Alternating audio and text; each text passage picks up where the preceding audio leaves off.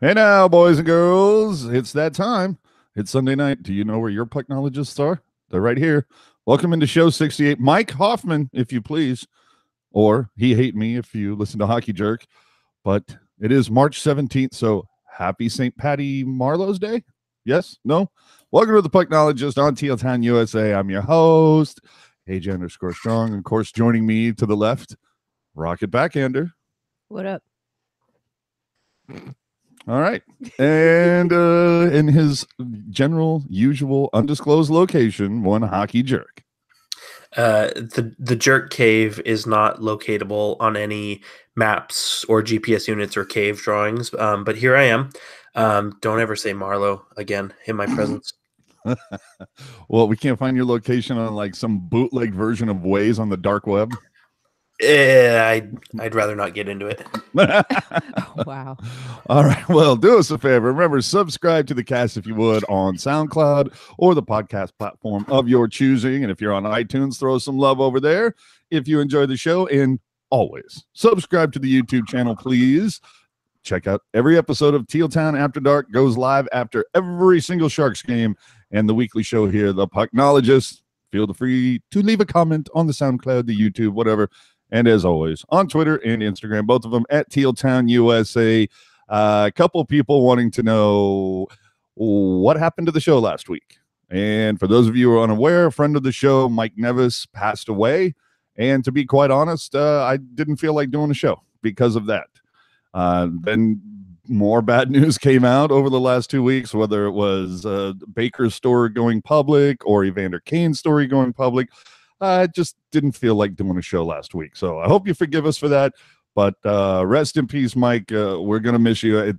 I was only able to meet the guy once in person, but loved his sarcasm. It was very similar to mine, especially on the chat. So good looking out, Mike, and we'll see you in the next life.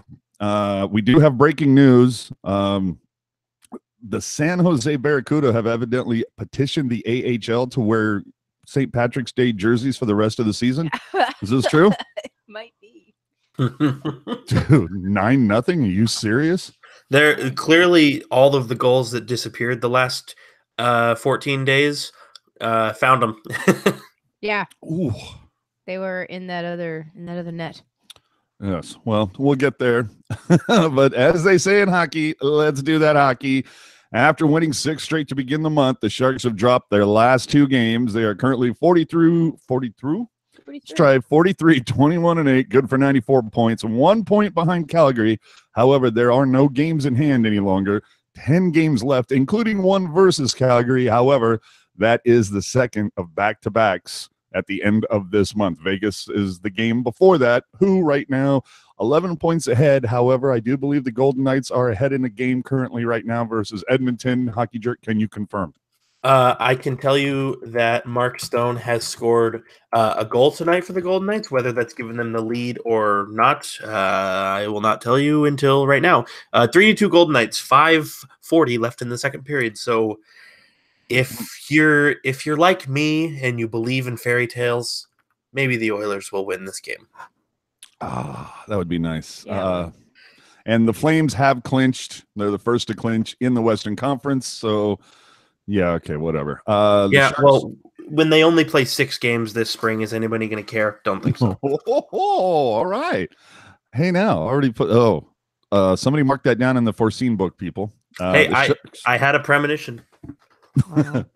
The Sharks, since we last spoke with you all, have played themselves 6 games. Victory versus Montreal, overtime victory versus the Blues, then a 3-1 win at Minnesota, 5-4 win at Winnipeg, and then came home to start a 3-game homestand, and so far have lost the first 2 games versus Florida and Nashville, each by a score of 4-2. Cover the Montreal real quick. Let me see. Well, you were shocked that Montreal didn't win this game because, they started Niemi.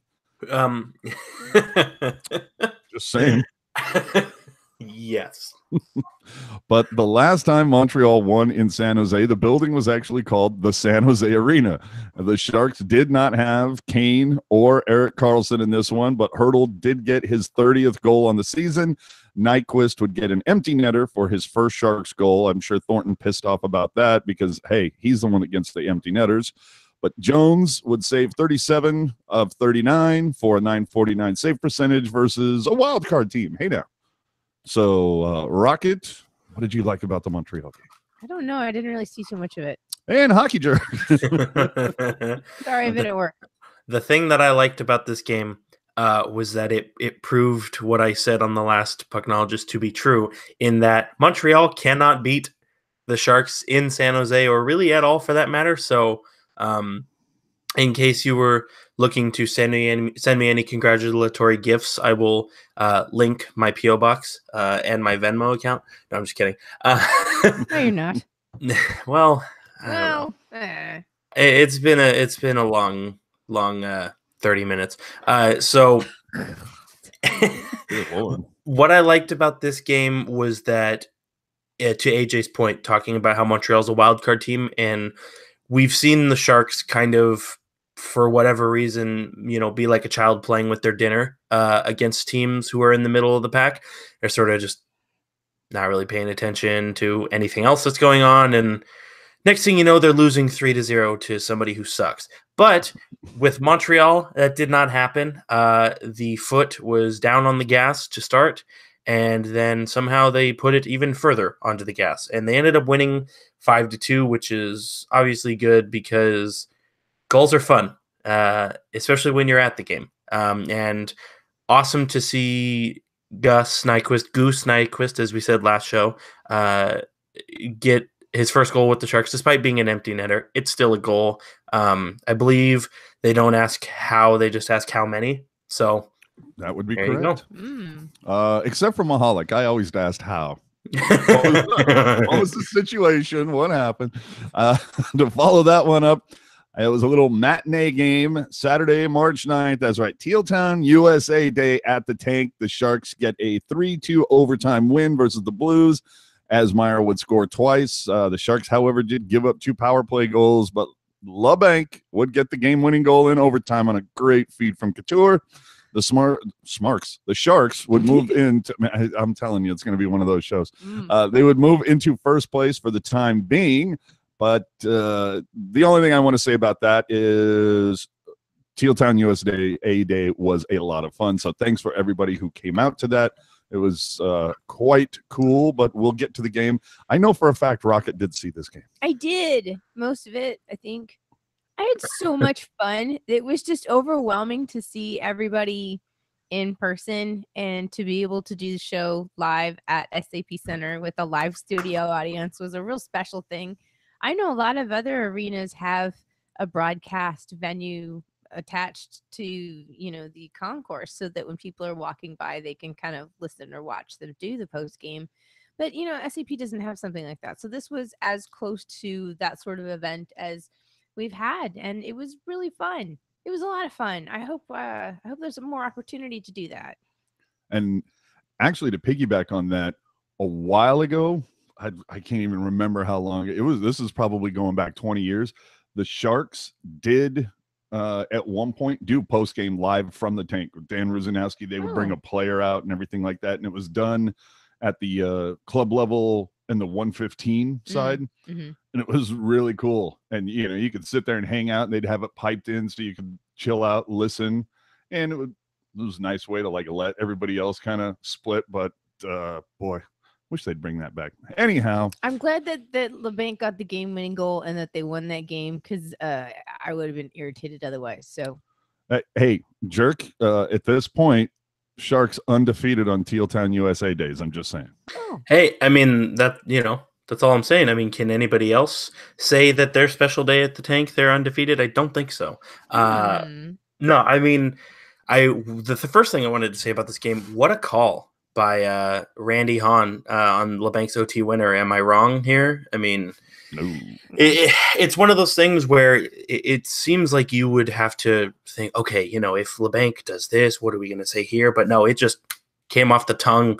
in a hot second, and it was fantastic. So obviously, hat tip to Randy Hahn for being literally the best person at his job ever.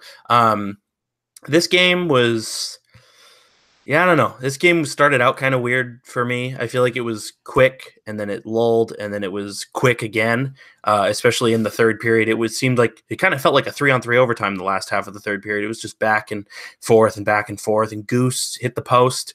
Unfortunately, I was really pulling for him to get one on a goalie there. But yeah, I mean, good game. And same thing with Montreal. You got a team who's fighting to stay in a playoff spot, and they're playing their hearts out on a regular basis, and the Sharks handled them like they claim to be the best team in the conference. So always fun to see. And I'll get to it a little later, but I do have something. I tweeted it out. If you like raffles and you like clutter on your nightstand, desk, shelves, whatever, you might be interested in what I have to say later on. AJ? Do not tease me. Do not tease me. He's already teased you. Oh, you bastard. I was a little surprised, though, that Jake Allen getting the start into this? What happened to Bennington? Well, yeah, I don't know. I think St. Louis's perspective from their coach, they were kind of thinking, okay, the Sharks don't do well against backup goalies, so what if we just put the worst goalie in the league in net?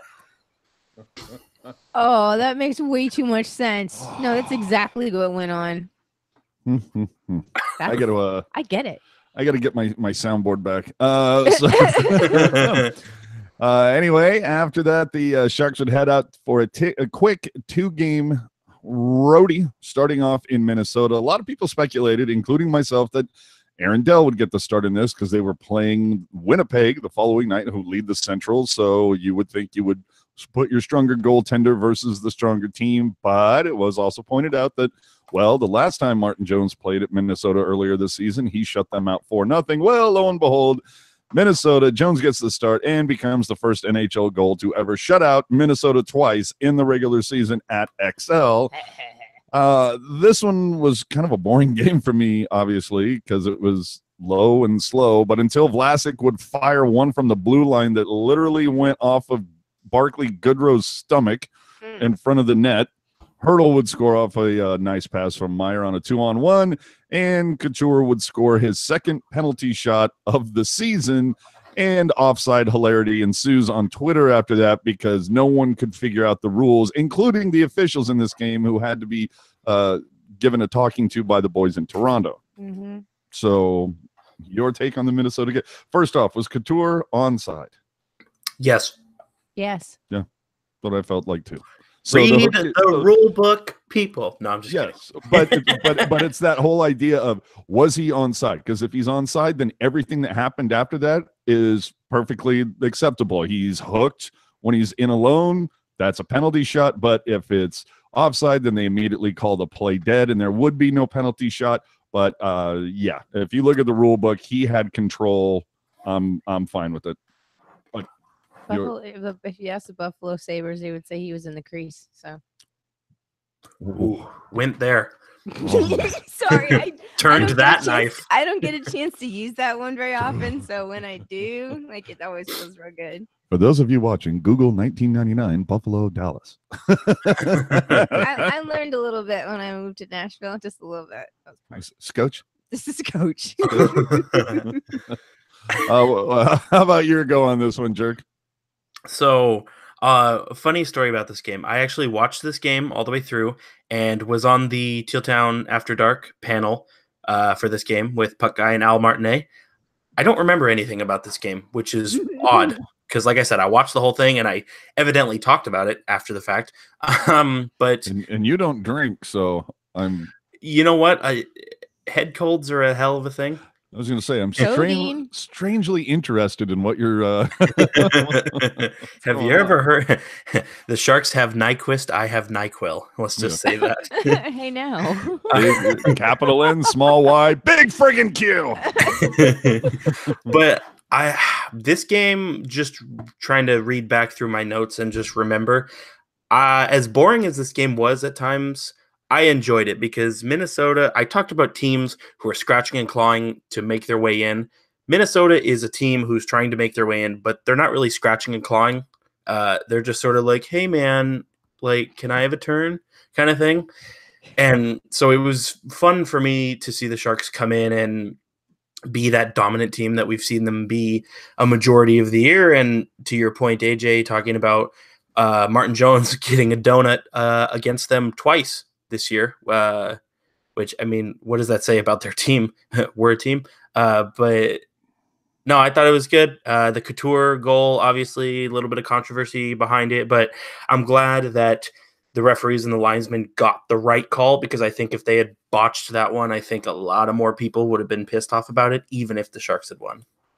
Yeah, I mean, there were some Minnesota people out there on Twitter saying that, look, I hate to admit it, but it's a clean goal. It's one of those things you got to look at it, try to take out the colors of the jerseys, and just, look what happened. Well, there you go. And Vince in the chat, this was great. The Bruins Twitter accidentally posting the Situation Room's phone number.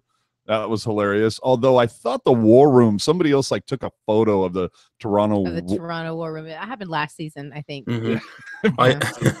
Well, I know too. Somebody posted the Wi-Fi password for, I think, the Toronto Maple Leafs press box, and I don't remember what it was, but I'm just thinking, man, well, people and the things they leak. Savage. I mean, what's next? What a great segue. Speaking of Wi-Fi, the Sharks head over to Winnipeg. Wow. That was Bravo. a segment. I'm clapping. That was fantastic. That was really good. Oh, the Sharks pick up a 5-4 win in Winnipeg. And to also make note of that, too, I don't know if you followed Kevin Kerr's, but I believe it was on his Instagram, one of his social media channels. He tweeted out a small video of his laptop and that he was not able to get on Wi-Fi there. It's great. Just the joke that keeps on giving. Aaron Dell does get the start in this one, but this unfortunately was the game where Radim Simek took a nasty injury. He's out for the rest of the season. I don't care what anybody says. He's not coming back with having to face MCL, ACL surgery. The other fun part from this one is Wheeler would take an elbow from the ref as he's coming around, just total shot in the grill. That was awesome. Ehlers would have a nice dive. I was surprised there wasn't a gold medal given out for that. But this is the game where Joe Pavelski would win it with under 5 seconds left. I'm sorry. Who won it with 5 seconds left? Who? Joe Pavelski. Joe Pavelski. America. Noted goal scorer whose career is not over. What are you alluding to? I you know what? This is the hill that I'm going to die on. Is that Joe Pavelski's career is not over, despite what all the haters said. Oh, there are no haters here. Who are you talking to? Yeah, they know who they are. Okay, moving on. Yeah. Okay. And for a hot minute, the Sharks would take back first in the division and the conference after getting that victory and getting the hell out of Winnipeg and finding Wi-Fi, of course, as soon as they were 30,000 feet in the air. I'm sorry. I love that joke. Just that whole thing is never going to go away. It's a good thing that daylight savings time just happened. At least it's not. I mean, crappy Wi-Fi aside, at least it's not dark anymore. True that. Let's go on to the Florida one. 4-2 loss once the Sharks come home to start a 3-game homestand. Sharks legend Mike Hoffman returning to his old stomping grounds. No, nothing. I'm really missing my soundboard right now. Sam Montembeault would be in goal after going 2-0-1 in his first 3 NHL starts for Florida. As we said earlier, Simek is out. You're going to hear that a lot from now through playoffs. Joakim Ryan slides in to take his place. EK65 would miss his 7th straight. Evander Kane also missed this one. The Sharks did miss the chance to clinch a playoff spot after Dallas beat Minnesota just prior to this game starting. And some would call this a trap game, and I'm not buying it. The Sharks were playing their 3rd and 4, their 4th and 6. After winning 6 straight, you get injuries to Simek. You got the injury with EK65. You've got Kane out due to personal issues. And you're playing a team that had not played a game in 3 days, and they've got this hot rookie goaltender.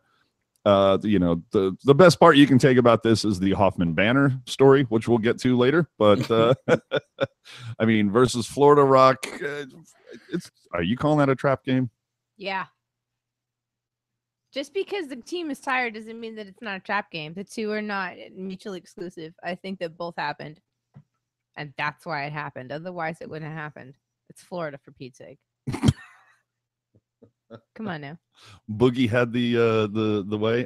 Jerk, trap game or no for you?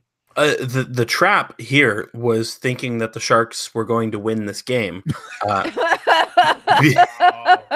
because the the game that Florida played in prior to this one was before the Sharks' 2 games against Winnipeg and Minnesota. So already the Sharks played 2 games in between the Panthers' 2 games, and they flew thrice, actually. And the time change. Multiple time changes. Yeah. If you told me that the Sharks were going to win this game and not be tired or anything, yeah, I wouldn't have believed you. Because Florida, to my understanding, was in San Jose for a good while. The Florida Panthers may have been here before the Sharks were here. That's all I'll say. They absolutely were. Yeah. It's like I always say, disappointed but not surprised. I'm pretty sure they flew out on Tuesday. Yeah. So must be nice. Yeah, no doubt, right? But finally, the Sharks would finish that up with the Nashville Predators, Rockets' second favorite team. Oh God. My second favorite team and my first favorite college football fan base in the NHL. The Sharks would take a 4-2 loss versus the Preds. Jonas Donskoy getting scratched on Donskoy Bobble Night. That's always fun. Nashville's first 2 goals for me came off lazy play. Especially you got Timo Meier just stopping. He just stopped skating in the neutral zone, and Nashville out hustled him. Yep. Then later, Justin Braun goes into the corner on a hit, and I can't remember. I wish I could remember the name of the Predator, but he got right up, jammed right out in front of Jones, got the tip, boom, it's in. And that being because you see that Braun just was dragging ass on that. And it proves, as always, hard work beats skill when skill doesn't work hard. Just saying. Your take on Nashville, Rock. As you're intimately involved with both of these teams now, having lived in both cities. Intimately involved. You know what I meant. I've been in the dressing room. You've been in both of their buildings. I've worked hard in all 3 of the dirty areas. But have you ever chugged a beer off of a dead catfish? Yes. Damn it. No. I don't know. What do we say? I am unsure. Yeah, I was waiting for it. I am unsure. This game, man, I think that this was a fun game to watch because Nashville's system and their speed is it's changed a little bit over the years. They're not nearly as lithe on their feet with the strong shutdown defense as they used to be, but they're still really entertaining to watch. I think that their system paired up against San Jose's system is, like I said, really entertaining. I think that San Jose maybe forgot for a hot second that Nashville was dangerous, because that's what it felt like. It feels like, you look at the teams that San Jose has been playing recently, hasn't been Nashville. So I think this was sort of a little bit of a jolt for them. Both of the goals that San Jose scored during this game were really sexy. I don't care that they lost. Those goals were sexy. Jerk.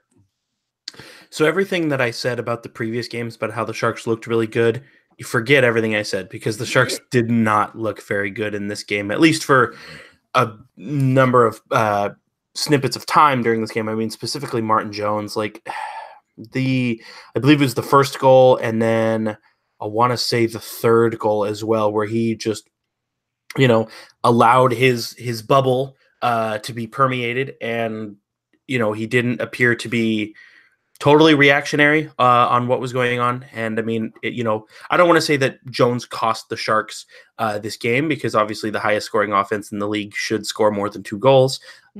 But he certainly didn't help the cause, I feel. And really, the other takeaway I have for this game is please make Joe Thornton mad every game.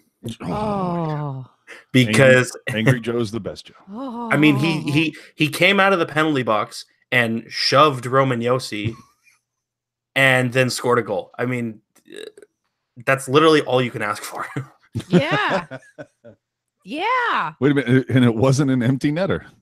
It may as well have been. Joe Thornton in this game, I liked it. I loved it, and I wanted some more of it. Oh, wow. Okay. Hey, I mean, you know what, guys? I'm trying so hard, but I just can't get enough of it. Okay. I don't know what it is. All right. Let it go, dude. We don't need to get the whole song in here. Aside, it doesn't do the whole thing after a certain stanza. It like busts over the gold on the ceiling, I think. Well, not only that, but if we were going to do the whole thing, we would be here for 10 minutes reciting the U.S. Constitution and chanting a random goalie's name. Constitution, man. It's probably like the whatever the statement is, secession or something.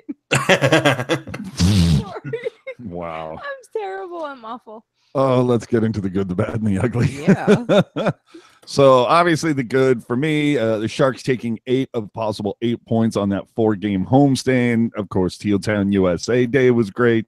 And I'm just going to leave it there for me. Rocket, what was great for you over the last 2 weeks of Sharks hockey? Man, I really honestly want to say that, yeah, Teal Town USA Day, it was a highlight of the season. I'm glad I'm home. Like I had actually scheduled off time from my job in Nashville to make it out for that, and so I would have gotten here either way. So I'm glad I got to hang out and be a part of that. That was great. Jerk, you're good. My good, my great, my great, my hey, that's fantastic. Marcus Sorensen. I would argue there were a lot of people who kind of had him grouped in with, a lot of the fringe bottom 6 guys. Like, okay, he could do something or he could not do something. And, playing with Joe Thornton and playing with Kevin LeBanc, I think he's elevated his game to an entirely another level. I mean, he's just such a fluid skater already. And now he's got 2 really good distributors in those guys who can just get him the puck.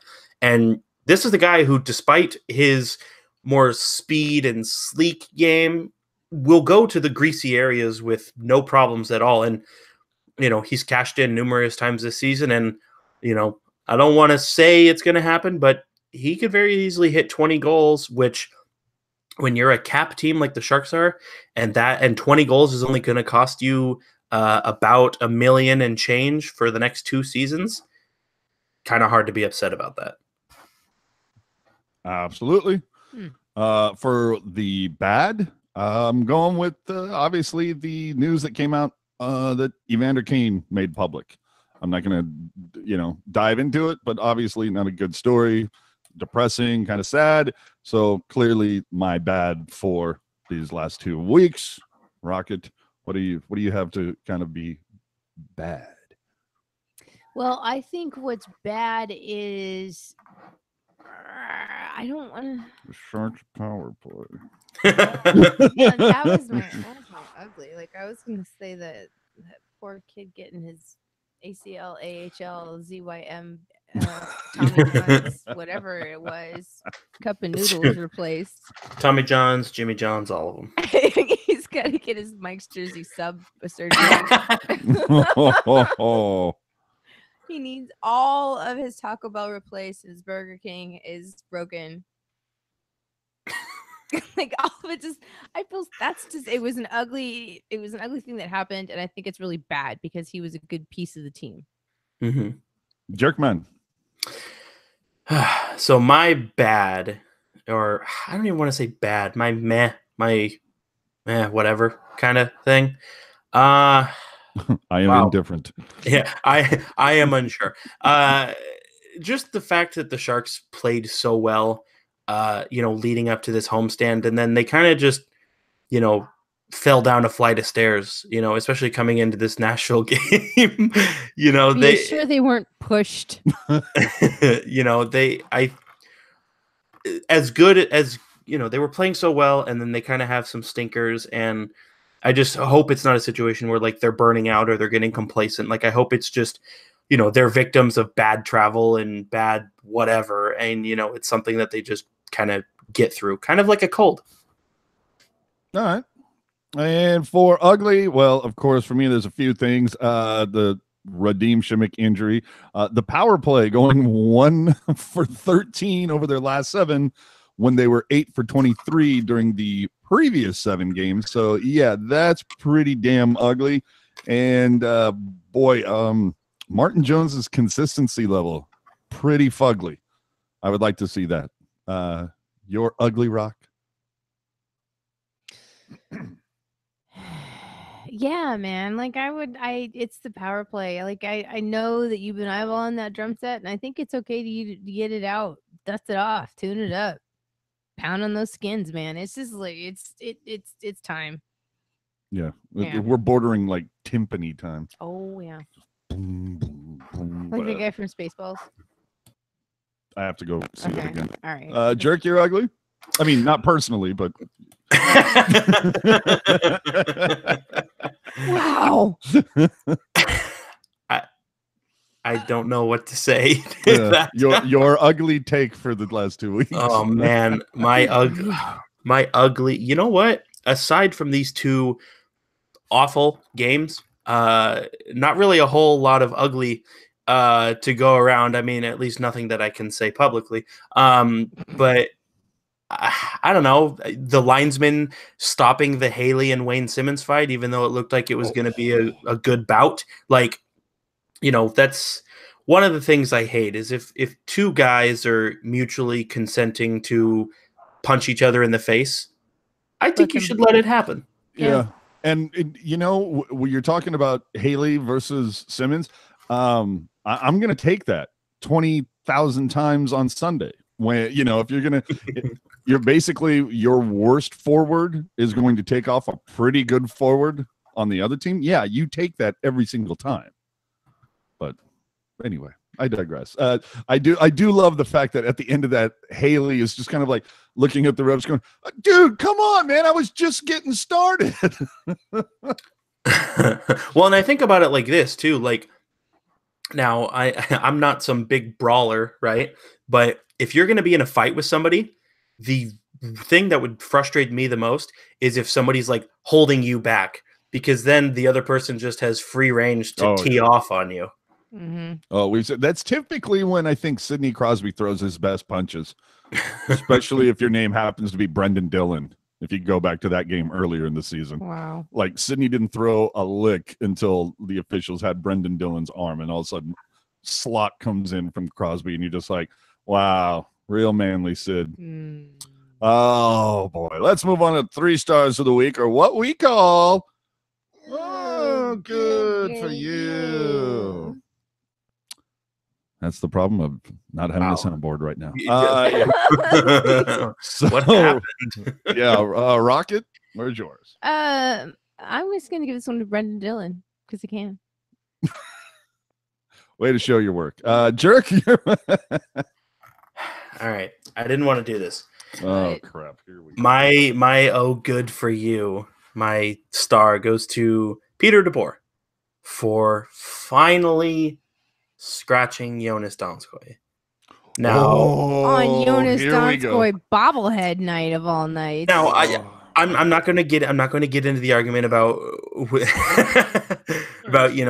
enjoy this. Is Haley this? Is Haley that? Blah blah blah blah blah. But one thing I've always liked about Peter DeBoer is he has been receptive to when guys are not playing well, and it's not a matter of things are not going well for the person. It's a matter of the person is not doing their best. And take Donskoy out of it. I like the fact that Peter DeBoer is saying, hey, I don't care if you're a regular in this lineup. You need to bust your ass every day. And that's why he was scratched against the Nashville Predators. And yes, Haley played and whatever. At me on Twitter, please, at Hockey_Jerk. But like, I like that DeBoer sends a message because it holds everybody accountable and it shows, hey, whether you're a big dog or whether you're a little pupper, you're not exempt from anything. Well, what are you looking for? I mean, just can you at least understand the reaction from some people where they're saying, what's the point of putting in a guy like Haley over Donskoy when Haley's only going to play 5-6 minutes a night, thus making other guys on the team play more minutes? I honestly don't have an answer for you because I'm not in the locker room. I'm not on the bench. There's so much that Haley brings to the team, and for that matter, everybody brings to the team that we have no idea about because we are watching on TV or we're watching in the stands or listening on the radio or listening to a podcast. There's so much that we don't know, so I don't really have an honest answer for you. But, I mean, even with Haley in the lineup, team was rolling. I get it. It's kind of frustrating that he's plays so little, but I think in that time he does play, I mean, I think he does his job. He does what's expected of him, and really, I think that's all you can ask for. Well, I mean, okay, my view on it, I know no one's asked me, but my view on it is that Pete wouldn't have scratched Donskoy if Donskoy didn't force Pete into it. I'm pretty sure Pete's been like, you need to get on your game. You need to get on your game. And Donskoy's just been like, I don't know what to do. So finally, like, Pete has this option, and it's a 5-minute and whatever second option, but at least it's 5-minute whatever seconds that he can trust. Exactly. So it's like he's going to be able to trust this 5-minute whatever second dude to go out there and skate with this giant horse heart in that self-proclaimed white trash body of his, and like just give it all out there instead of Donskoy, who is this skilled elite shootout artist and his ridiculous, just like he can be filthy sometimes, but he just isn't plugged in for whatever reason.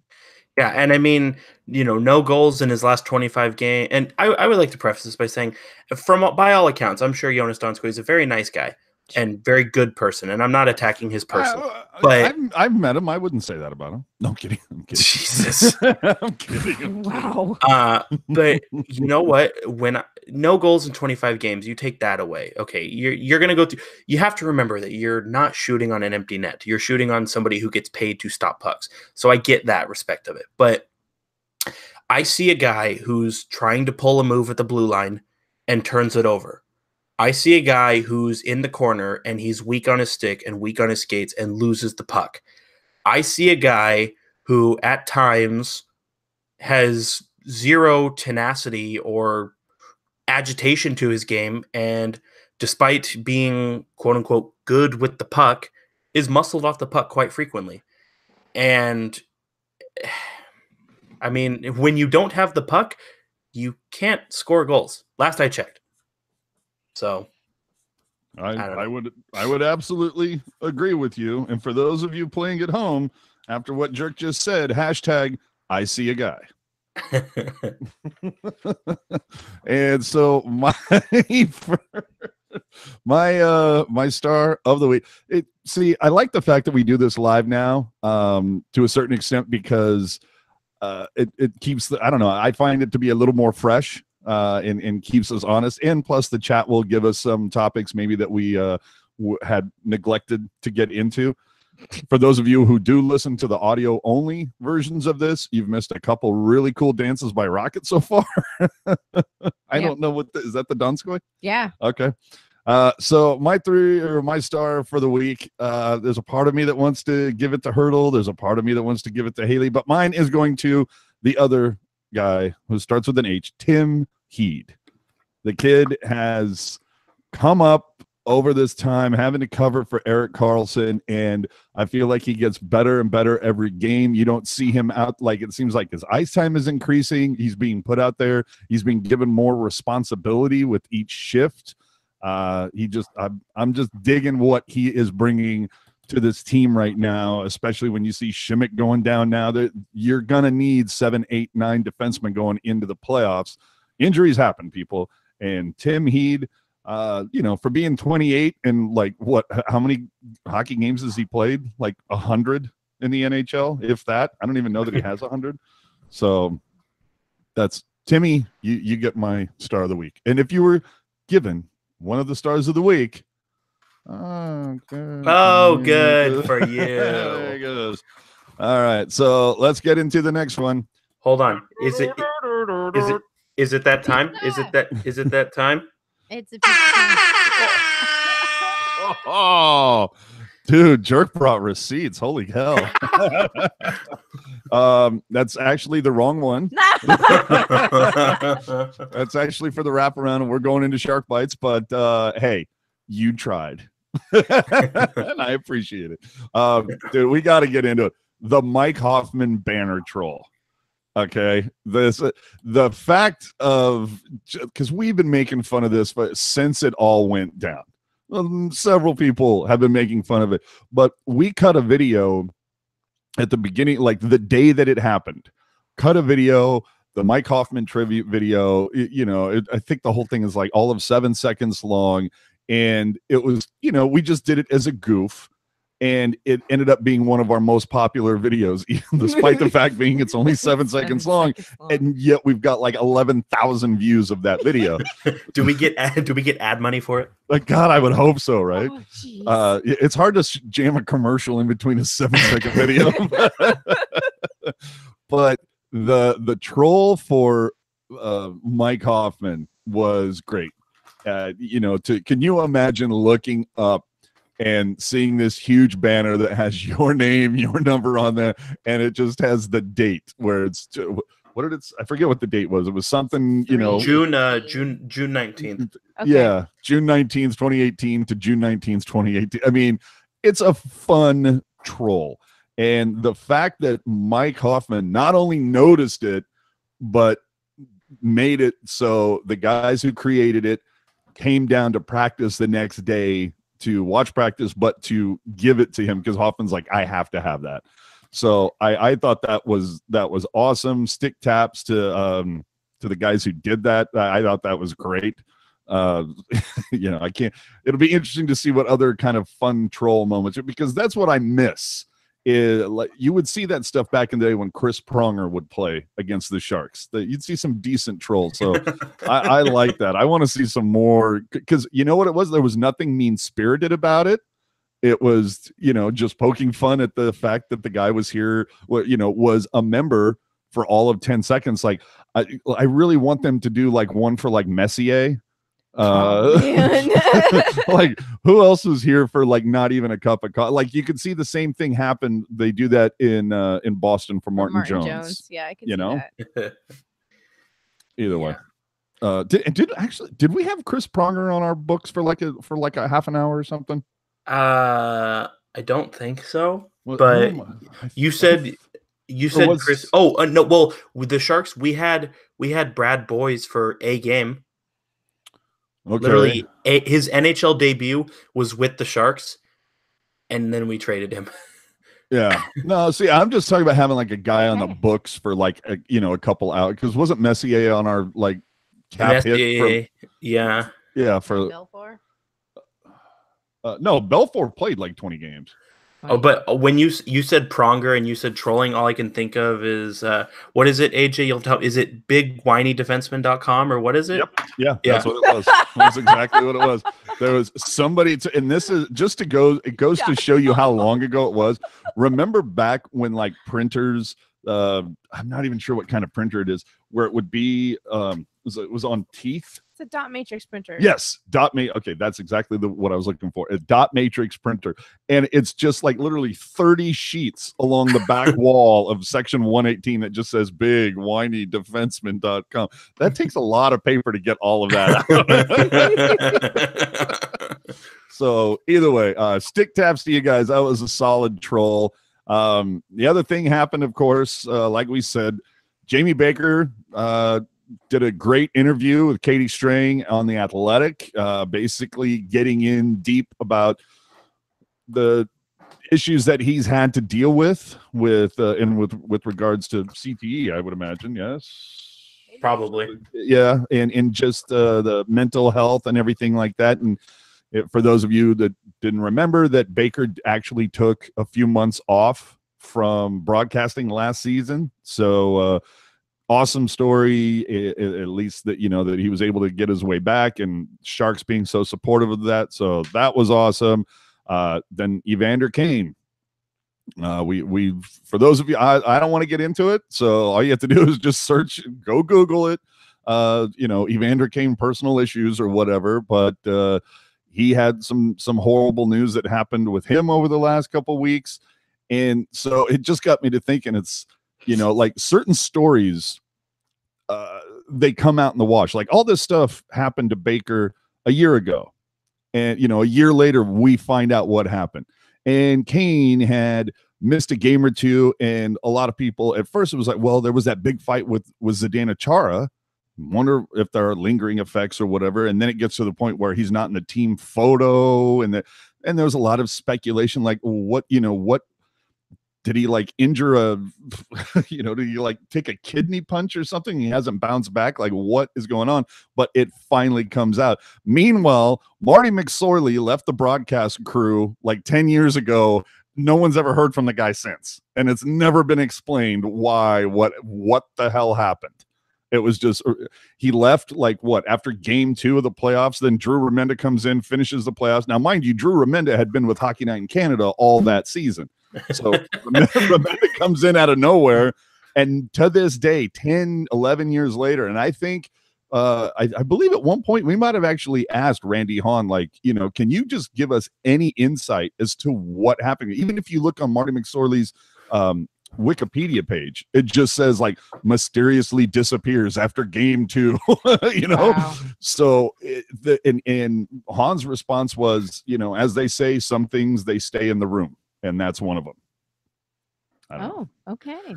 Yeah, take that for what it is. I actually remember that too, because as a certain drunk person once said, what are you saying about me now? you are the worst analyst that CBC has ever hired. Thanks for listening. Yeah.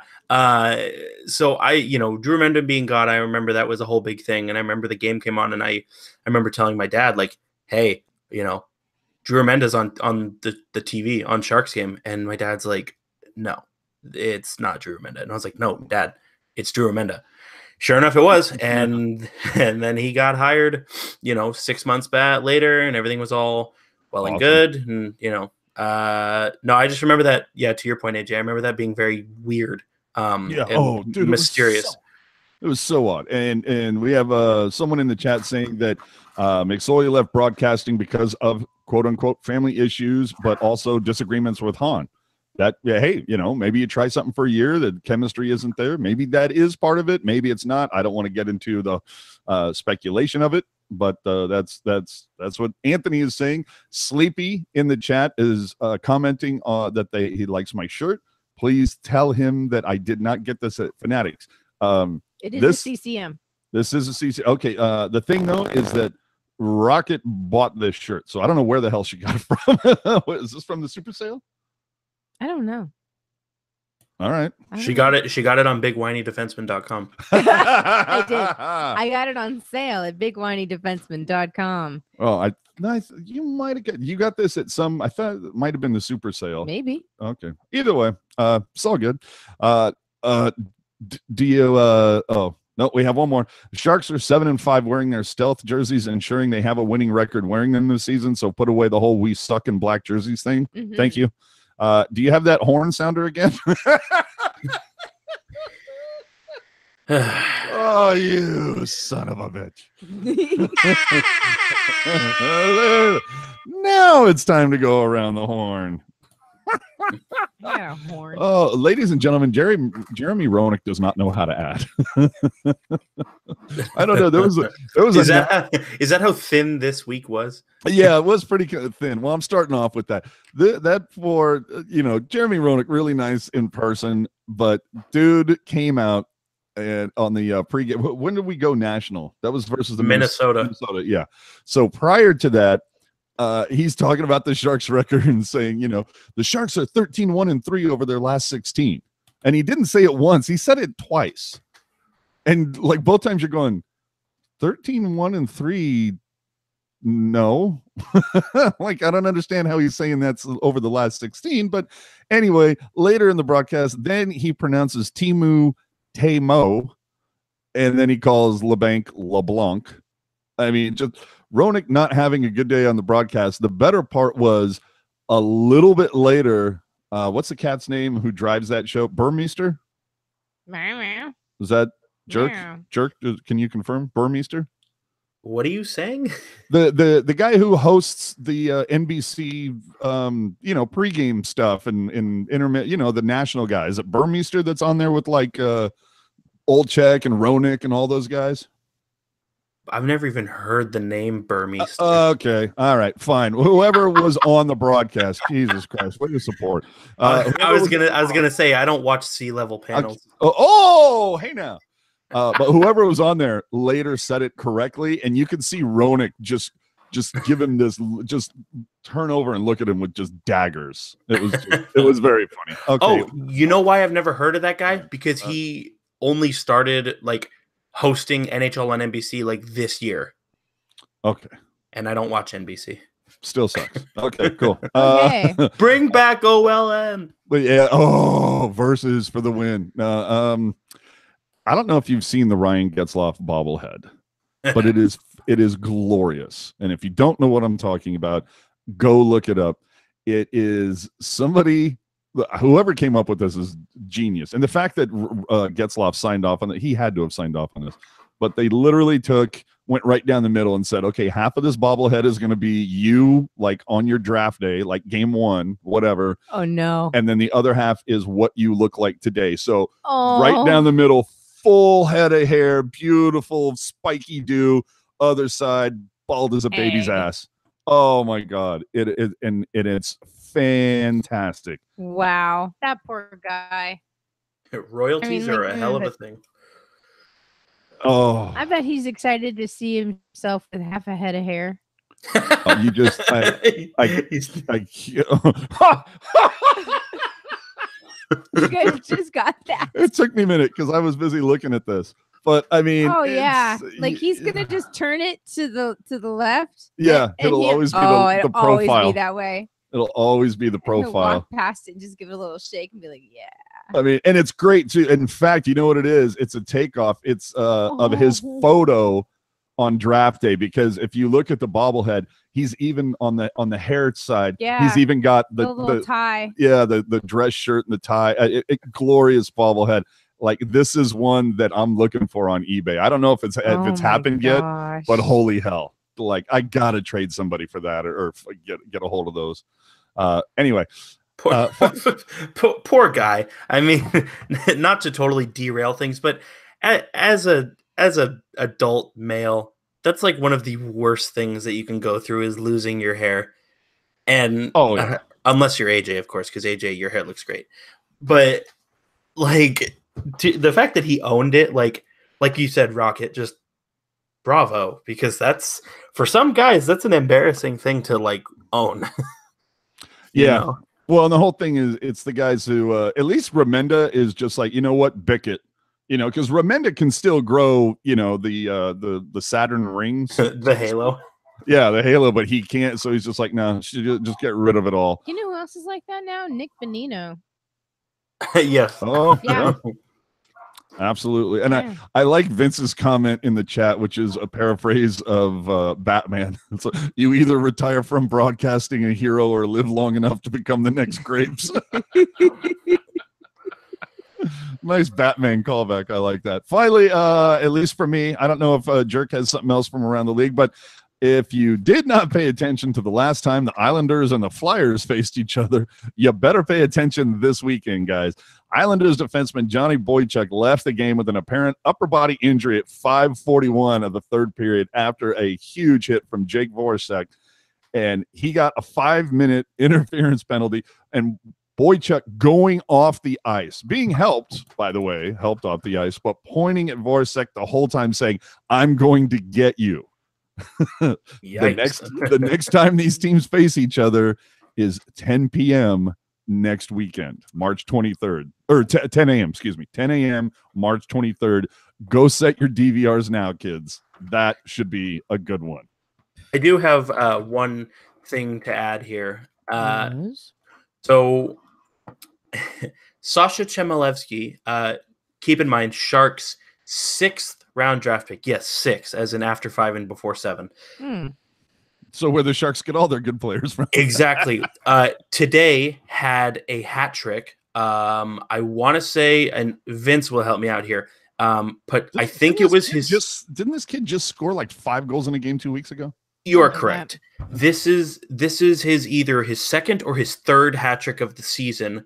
But the hat trick goal was his 100th career OHL goal, and he has now put up back-to-back 35 goal and 75 point seasons in the OHL. And what's interesting for me is when he did it last year, 76 points in 68 games. This year he's at 75, and he's only played 55 games, so he's got plenty of time to continue to tear that league apart. And like I said, 6th round pick. Mm-hmm. And I think I can confidently say, for those of you asking who I was going to put on my stealth jersey, I think I might have just come up with a name. I know. I mean, if you're if you're re-signing Joe Pavelski and Erik Karlsson and Joe Thornton and everybody, you're gonna need sub 1 million guys to fill out your roster. You know, just saying. Yeah, and because Chmelevski hasn't played in the NHL this year, his 3-year entry-level deal will slide, which means it'll be kind of like a 4-year entry-level deal. Hey now. So finally with this tweet of the week goes to, of course, as we mentioned earlier, Boston for tweeting out the phone number. A bunch of bozos. I will say, I did call the number. Oh, and they hung up on me. Did they not know? Did you not play the "Do you know who I am" card? Did you not say I have an emergency? Thing is, too, they didn't even ignore the call. They picked it up and then hung it up. Well, yeah. Lame. It makes you wonder how many times they're changing that. Okay. Anyway, anything else from around the league? Anybody? I'm just throwing this out there. Any fun stories or anything cool that you heard from the NHL over this time, or anybody finally get like they've been mathematically eliminated from the postseason? So you're like, hey, cool. Oh, the Arizona Coyotes had pretty slick warm-up sweaters a few days ago. Oh, the Kachina, purple and teal. The Kachina Diamondbacks. The Diamondback ones. Oh, God damn, those are good looking. Dripping with 90s nostalgia. Where's my wallet? Right? Dude. Well, and it's fun you mentioned that because the last game for the Sharks, they had some interesting warm-ups where first time I've ever seen them use the SJ Screaming Shark logo as the crest, which I thought was cool. A lot of people kind of going, what the hell was with the design of the numbers? I think it was supposed to be splashing water at the lower half. What it kind of looked like. I don't know. But I've heard tale that there is going to be another warm-up jersey that the Sharks are going to be wearing that is going to have a very old school feel to it. I think these might fetch some of the biggest money that warm-ups have ever gotten. Although I still want to, it's amazing that if you go to the auction, they have buy it now prices, and it's $1,500 for Goodrow, but it's like $3,000 for Kane. And the one that really got me, $5,000 for Erik Karlsson's warm-up jersey that he didn't even wear because he wasn't with the team. It's like, oh man, come on. Okay. All right. Well, all right. I do have one more thing, and I know AJ, you will enjoy this. The Arizona Coyotes are in a playoff spot. Hell to the yeah. And they're only 1 point ahead of Minnesota, but they have a game in hand. Oh man, does Arizona and Minnesota face each other by any chance in the final 10 or whatever they got left?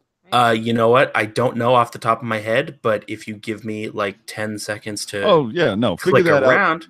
But how fun would that be if San Jose was able to take over first and face Arizona in the first round? That would be so great. Go ahead. All I'm saying, first of all, they play Minnesota on March 31st. Now, depending on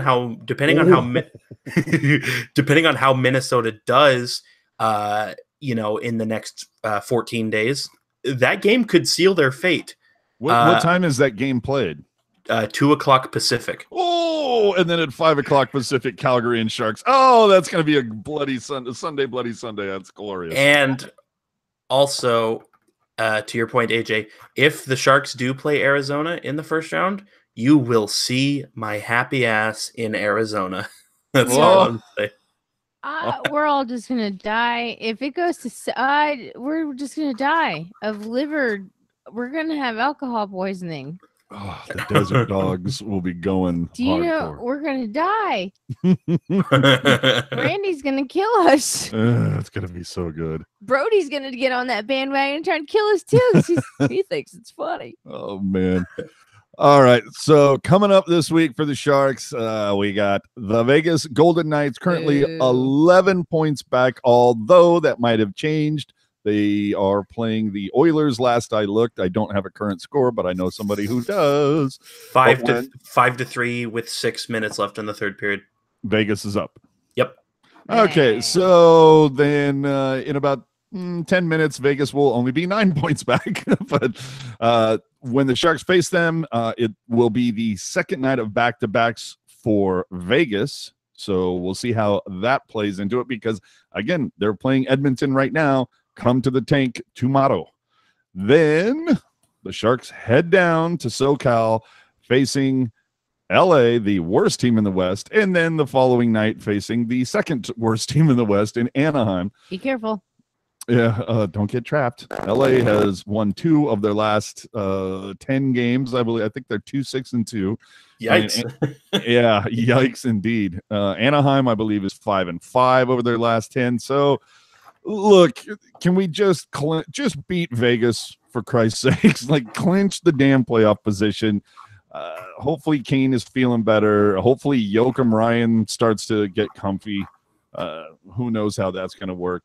Is Middleton back with the team yet or no?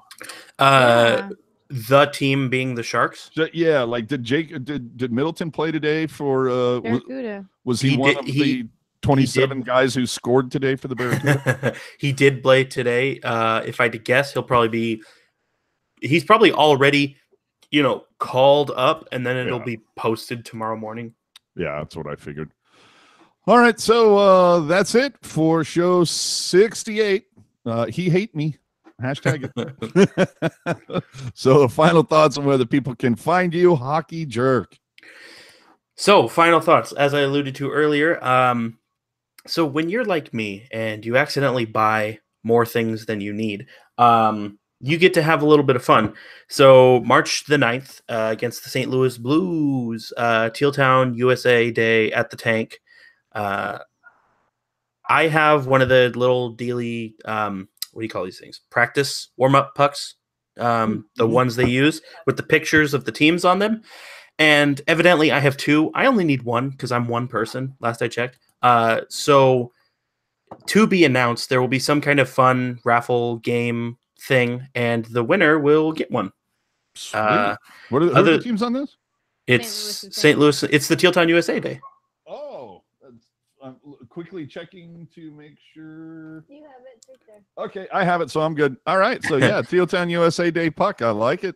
Other than that, like I said, Sharks kind of fell down a flight of stairs this week, but pushed. They allegedly, keyword allegedly, but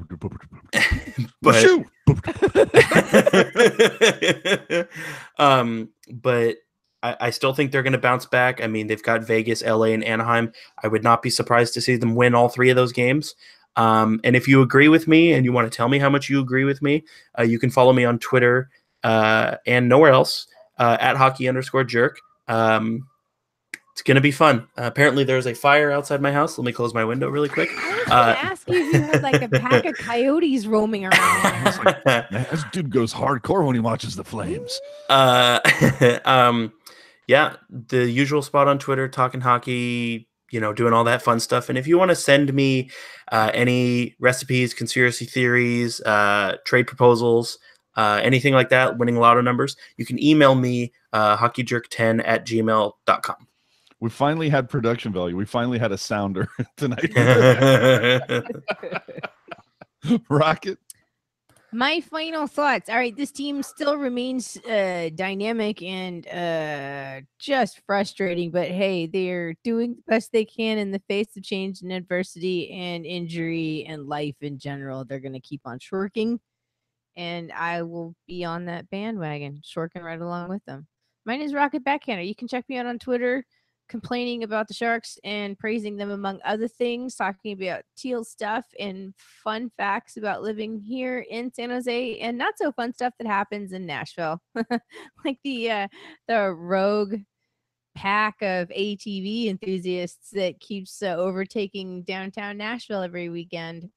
Has been going on for several years, and finally one of them clipped a police officer, like actually ran over one of the police officers this weekend. Yeah, so now all of a sudden they're going to try to do something about it. Come on, you should have done this Way to be proactive. Yeah, you've had years, literally years, to solve this problem, and they're like, no, they're all right, they ain't doing nothing, they're just holding up a couple of lights. Sorry, Bubba. Anyway, so yeah, so you can find me talking. That's the vibe you're gonna get from my Twitter when you buy in, and I suggest you buy in. It's a crazy ride. Capital R, capital B, little Ackhander 76 on the Twitter machine, or you can skip the chatter and just look at my photographs. Man, hang out with me on Instagram. Rocket Backhander, one word. What?